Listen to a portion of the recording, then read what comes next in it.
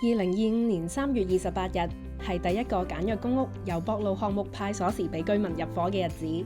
我哋睇下住戶嘅反應。好早啊！今日平時會瞓到10點幾，今日6點鐘起身，想睇下新屋。我開頭最怕話交通問題啫，但係而家見到咁多車喺度，佢都係讀翻元朗區，OK 啦，冇問題啊。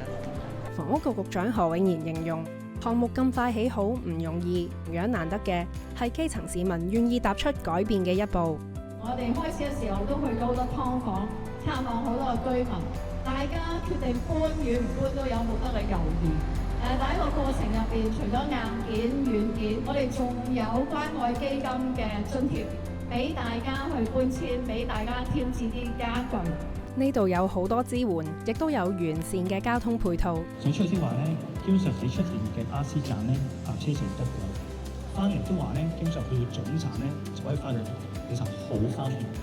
正式派鎖匙啦，大家嘅生活好快就會變得更好。今日真係好開心啊！好水仔啊！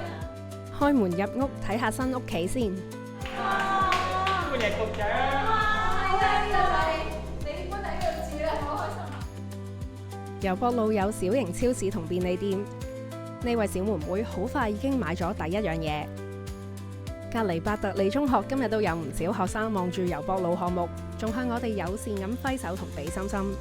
最重要就係好想恭喜今日收鎖匙嘅居民，你會帶住你嘅家人進入咗一個完全唔同嘅生活環境。我相信你哋嘅身體健康、家庭狀況都會大大改善。祝福你哋，多謝你。